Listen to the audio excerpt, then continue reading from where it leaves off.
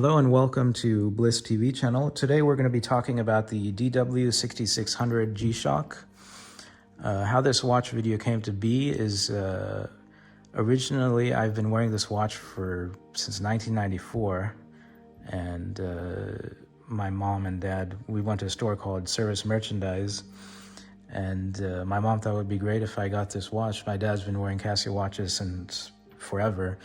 He came from Fiji in the 60s, but his first watch was a Casio.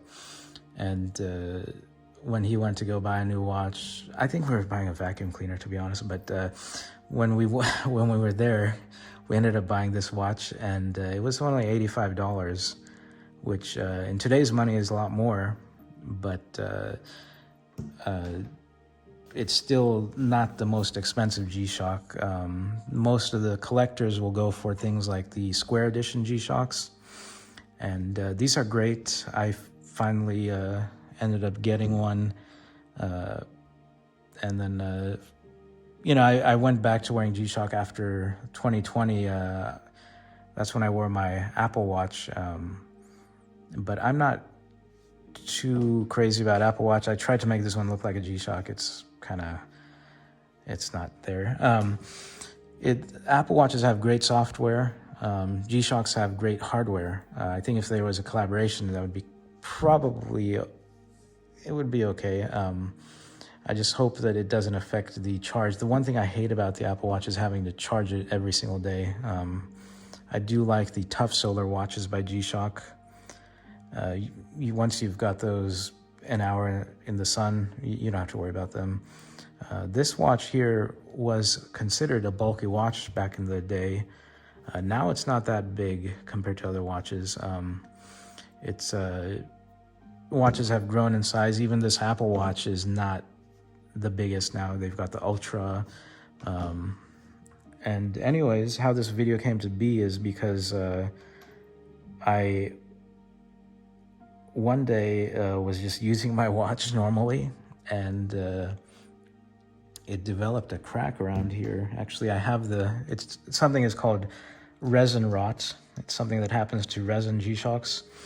And basically what happened is that the rubber part of the watch just kind of cracked. This is actually where the crack started, right on this corner, this round area right here, the bezel.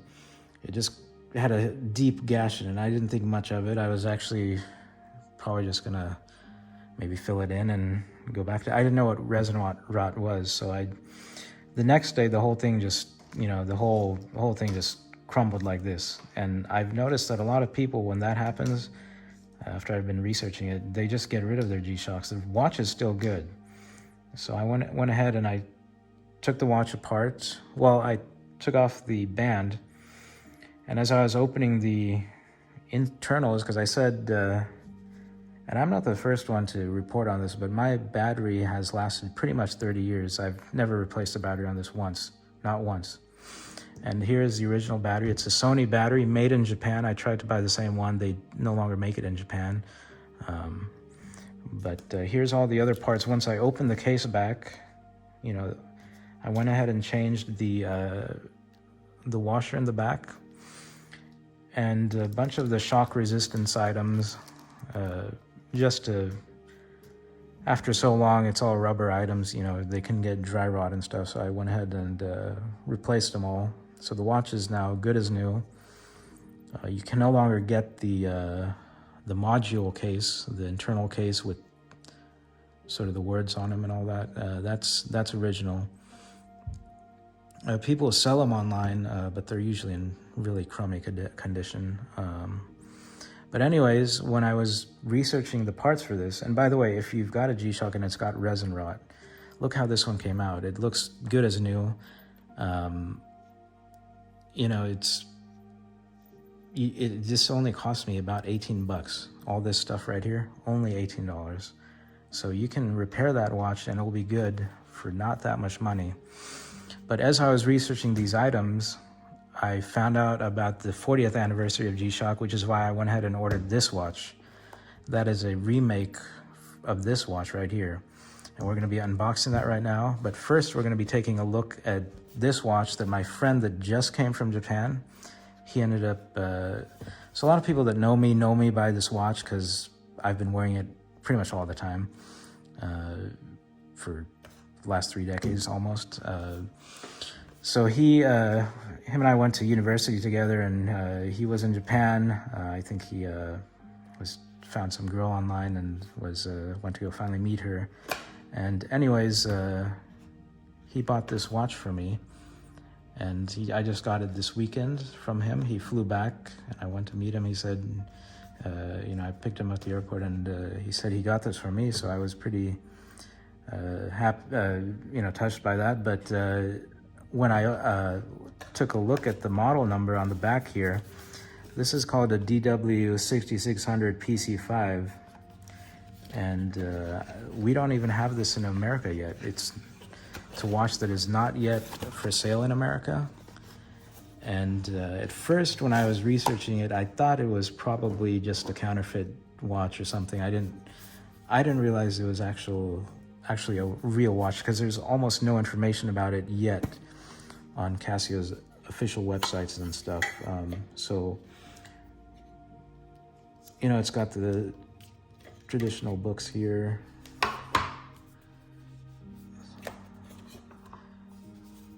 And so let's go ahead and open this up and see what it looks like.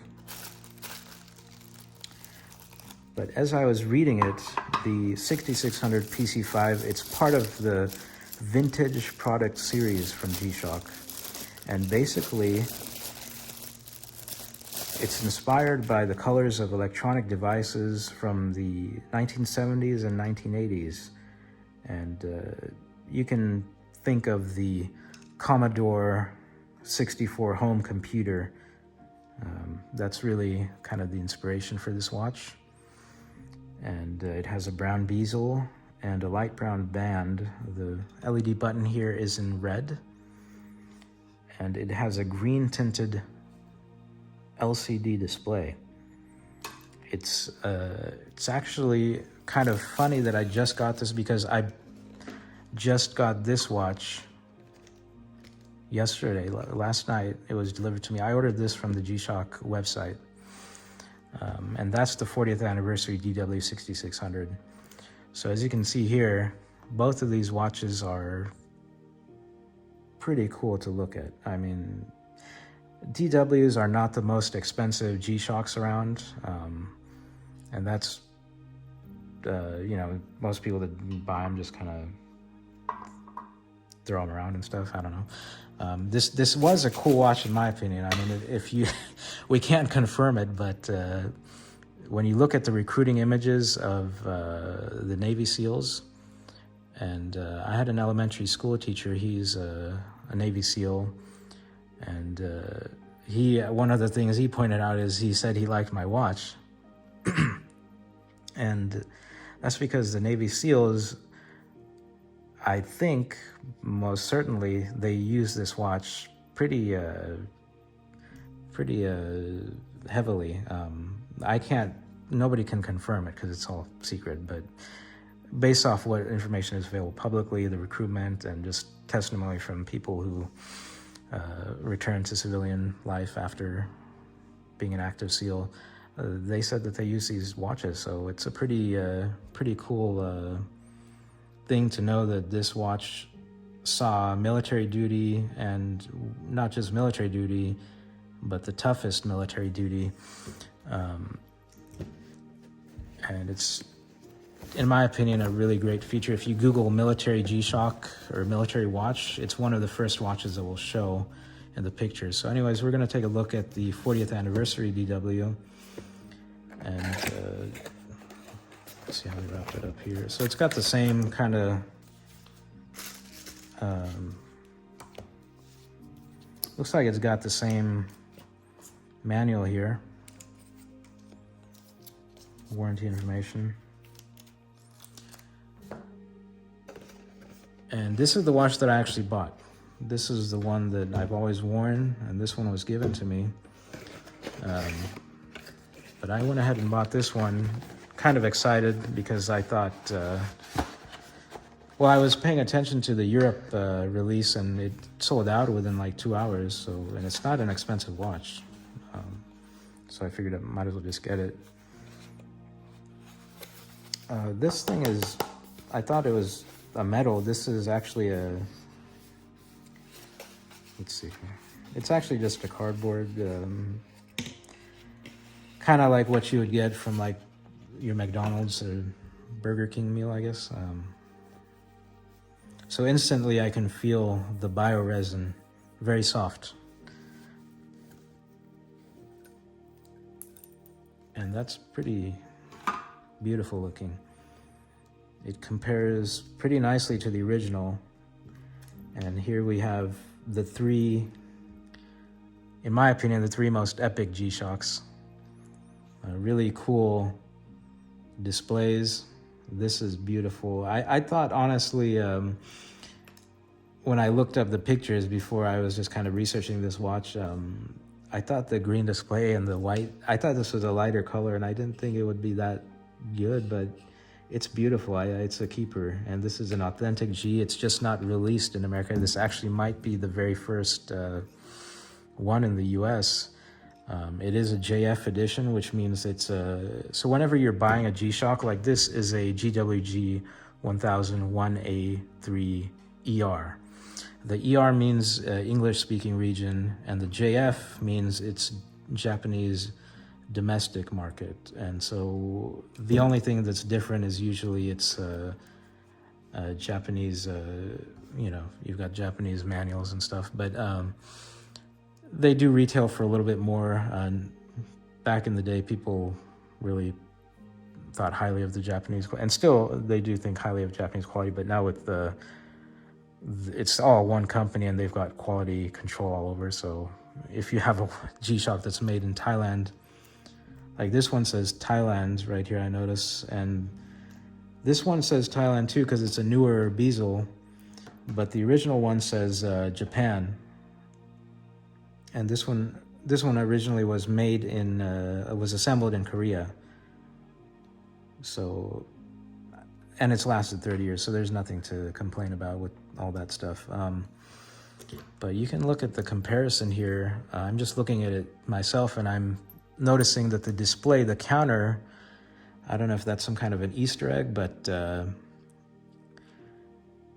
little dots in the original one, which is in the middle here, the smaller display graphic, that's the counter, whereas on the newer ones, the larger display graphic is the counter now, and then the little arrows on the newer ones are acting as groups of 10. The larger blocks on the original one is acting as a group of 5 for each block. So that's 10 per set, and it's at first when you look at this display, you're like, what's going on? And but once you kind of look at it and you'll get used to the counting, it's pretty cool. Now the important thing to look at when we're looking at this watch is well, I'll just hit it right now, the electro-luminescent, the light. And this one, I might have to just post a short video or something where you can kind of see there's a mini G in there that lights up, looks really cool. And this one, I have no idea what this one's gonna be. And so that's the newer style G. I'm glad that they kept it as being a G. This right here, this has, I don't know if you noticed, but it has more of a square G. This one has more of a kind of like a italicized G. That's the newer style. After about 1999 or so, 1998, they changed the graphic to being this kind of G, and they stuck with that graphic on this newer one here. This one here, I already know from the pictures that it has this giant red 40 in there. It's pretty cool. There's an artist who designed that. I like it now in person. In the pictures, I thought it was maybe gonna be, I was kind of concerned that maybe it would be a little bit too in your face and you would kind of obscure the numbers. But I have to say that when I was putting this watch back together, I got this bull bar, And one of the things I loved about this watch is if I'm wearing it right here, I can just kind of twist my wrist. And if I put this one right, here, you'll see. If I can twist my wrist right here, I can tell the time from that much angle. That's all I got to do. But once I put this bull bar here, that bar, and I've talked to the guy who makes these. I told him if he could move that down, that would probably be nicer. Or if he, I didn't recommend this one, but he could put it on along the sides here, but then you lose the traditional look. It's kind of whatever. But basically, this one kind of obscures the number. So you do have to twist your shoulder a little bit, crane your neck, twist your elbow a little bit more, and then you can get the time more clearly. It's okay, but I'm bringing that up because I'm just kind of amazed at the LED display here. It's super clear, really noticeably clear. I mean, this one is really good too. It's one of the reasons why I love this watch, but this one is, it just hands down a huge improvement. Like there's no obscurity at all. There's no, even if there is some glare on it, you'd still get the time really nicely. And this one seems to also have, I think it's the same display, just they have a green tint on it apparently. But it's a good display. It's LED, it's clear. And I've noticed that a lot of people complain, they like the original resin more than the bioresin. They both feel very similar. This resin has all of the years, the bioresin has all of the years and significant models that came out on its band. So it's kind of a historic watch band. I don't know what you're gonna do when 30 years you have to replace the band on this one. Hopefully they still make that, but I like the look of it. I didn't think I would like this dark, just everything kind of darked out like that. This is called the American Sniper watch, so I heard some people joking, well, if you're a sniper, it's less noticeable, so that's good. But when I was in elementary school, I would sometimes take my ink pen and just color in all of these. And so this kind of reminds me of me doing that. And it's kind of funny that they actually did that. It probably cost them less to make that because in this one, they probably made it like this and then filled it in with different color ink. And so this was probably actually not as much to make, but it's retails for almost double, but it's still an affordable G, less than $200. So that's compared to what else they have. And I was looking at the official G-Shock website, like the forums and stuff, and they want to put out $7,000 watches in the future. So it's, you know, this is a affordable one for what they have. But the case back on here also has the embossed, the italicized G. This one has the 40th anniversary logo. And this one here has the, just the, I don't know, original. But this is a tough watch. I like it because it's tough. When I was a kid, I would put this in the washer and the dryer, and it survived all of that. I'd boil it in water, and I'd even frozen this watch. It survived all of that. In fact, apparently I'm not the only one who does that, and there's some people who do that as a rite of passage. When they get a new G-Shock, they'll put their watches through that. It's a good thing to do if you want to test your watch, if you buy it online and you just want to make sure that it's not a counterfeit. But there's a lot of other videos out there that will talk about counterfeit things. I don't want to get into too much of that because that can kind of help those people too. This watch here does have a star. It has 4 stars on this gold colored piece right here. Since 1983, and a star right here. This star is not engraved, and probably if you use this button a lot, it will probably just wear off, and probably you will not see it after a few decades. I don't know if that's a cause for concern, but without the little star, it's pretty cool too, but this one does not have a star.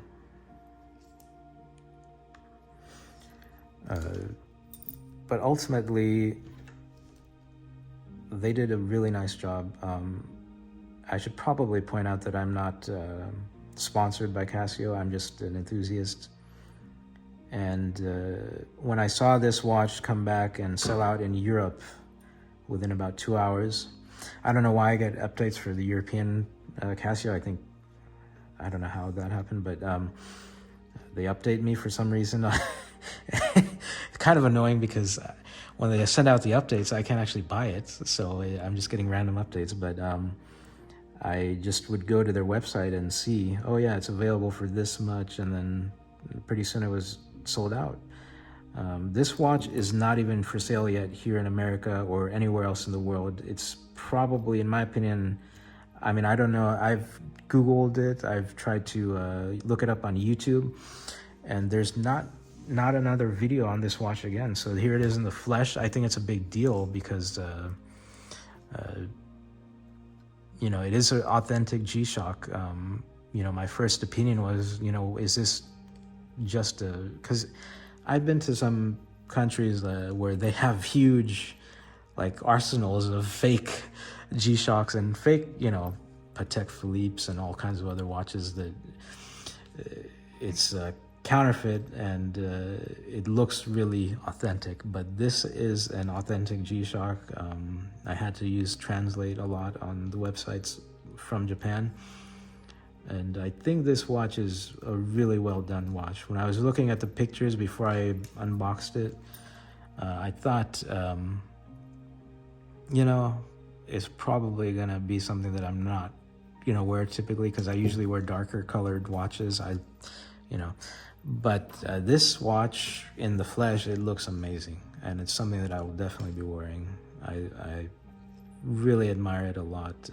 I have to thank my friend for this one. I didn't tell him that I ordered this one. I didn't want to kind of upstage him, but you know, so you can see both of them pretty good. Cool. This I'll probably at some point, there's a feature here where if I hold this button here, I was kind of reading about it, and you can see this little thing light up here.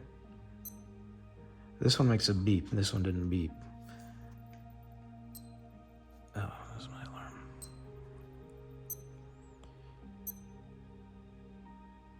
So one thing about this 40th anniversary is it doesn't have, the graphic is not different colored. On this one, though, it is different colored. So in this one, it is like a reddish and a bluish color, turquoise. This one maintains that color, except for the turquoise. But I guess the entire screen is that color on this one.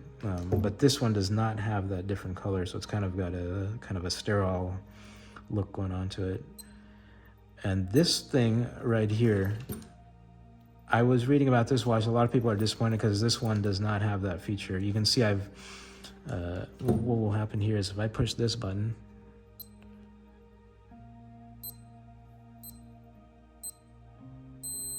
you see how cool that is? This one doesn't have that. So unless, you know, I'll have to read more about the manual and stuff and see, but I don't think they have it on this one. What the heck? There's a little wind.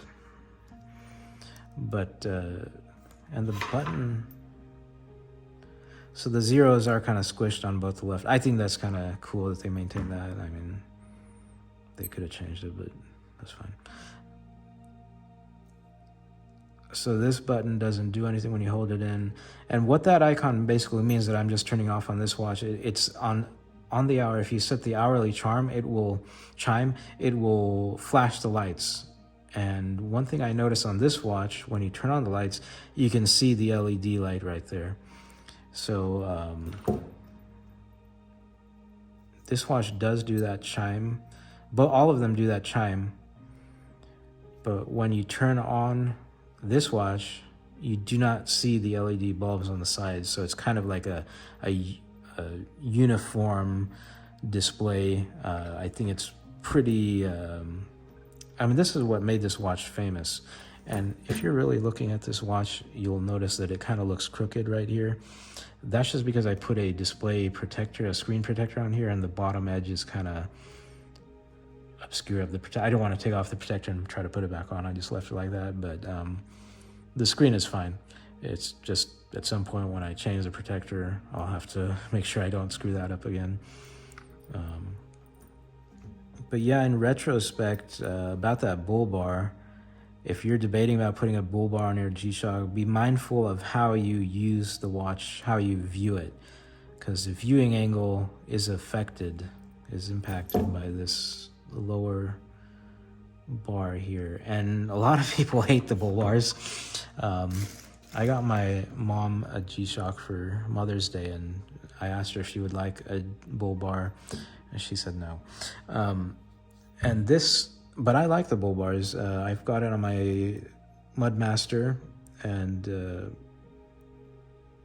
as you can see, it kind of makes it a little bit stand out a little bit. But if I'm turning on a light, you know, if you're closing a door, if you're just leaving a room or something, or if you're just walking and there's a counter, this screen becomes a huge impact point for as you're walking. And so these bull bars do a good job of protecting the screen, and I value that, because if you do look closely at this watch screen, I've been trying to avoid it in this video, but it is actually kind of scratched up. That's because as a kid I didn't really care for it, but once I put that screen protector on there, it kind of made it look pretty good and clean. And if I could have bought the module case, or if they ever decide to remake it, I'd change that too, because once you do that, then the watch is in good, brand new condition. But it's something to be mindful of, because this one does not have that on there, so you can see if something's going to come and impact it, you know, this will take the hit on the display. And this is a sapphire crystal here, so you're not going to be too worried about it, although a lot of people have complained about the sapphire cracking. I don't know what that's about, but it gives you peace of mind when you hit your watch, and if you want to be a little bit careless with it, I mean, that's a G-Shock at the end of the day, so if you want to just kind of drop it and throw it around, having the bars there will give you some peace of mind. On this watch and on this watch, I kind of stretched them out a little bit, because a lot of people complain that if you put them on, they will make a little indentation on the resin. So I hope that doesn't happen. You put them on you thread them on, you use like a dental floss or some kind of fishing line, and you just kind of pull it to put it on, and then you won't get any scratches or marks on it if you're looking to do that. I probably will not be putting a bull bar onto these newer watches, just because I kind of like the viewing angle of not having to turn my wrist. I'm debating about just retiring this one and taking out the battery, because now I'd probably wear this one, but I might also still cycle that one through, because what's the point in just having it sit around? But yeah, this is I'm really glad that they kept the G light on this one. If you do research the DW-6600 watches, you'll notice that Casio has many dozens. There's got to be at least 50 different, probably way more, different variants of the original 6600.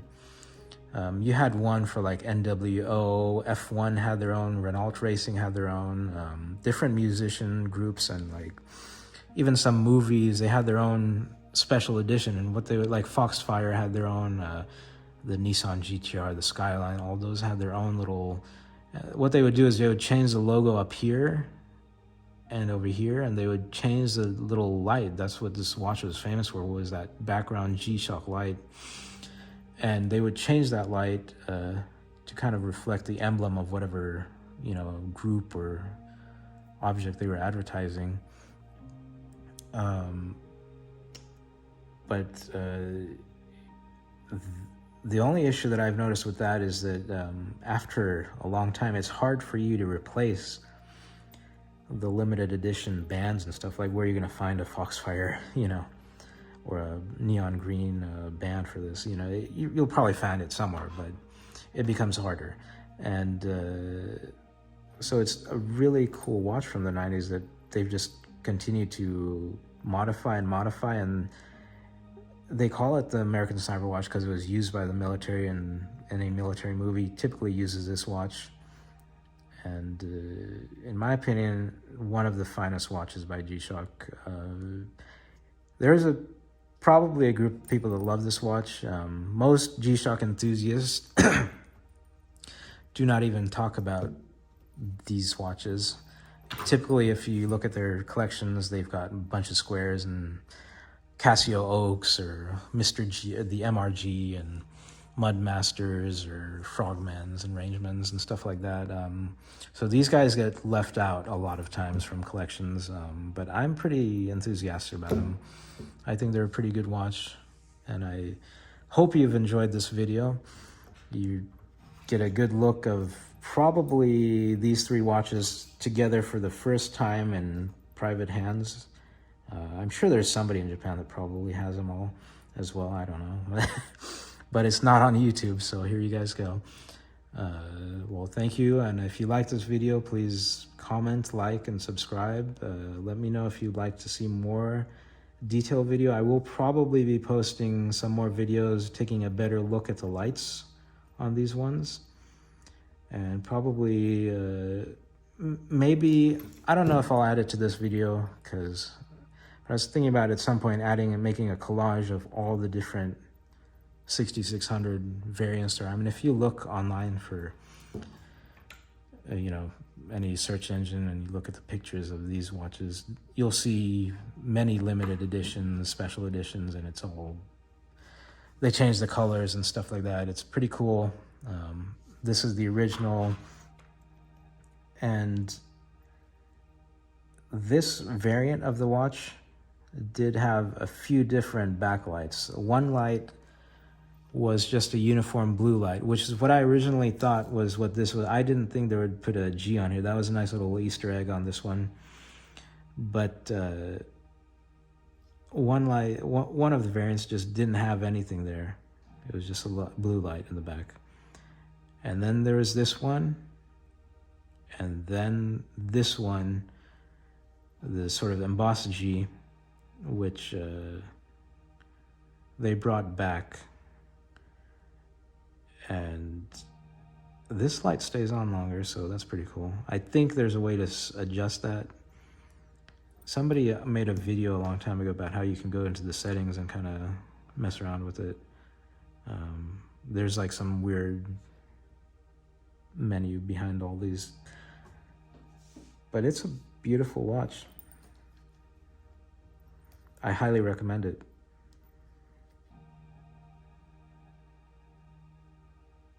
Well, thank you for watching. I'm gonna sit here and admire these watches, but you guys, you guys go ahead and subscribe, I guess. Thank you, and comment, like, and subscribe. Have a nice day.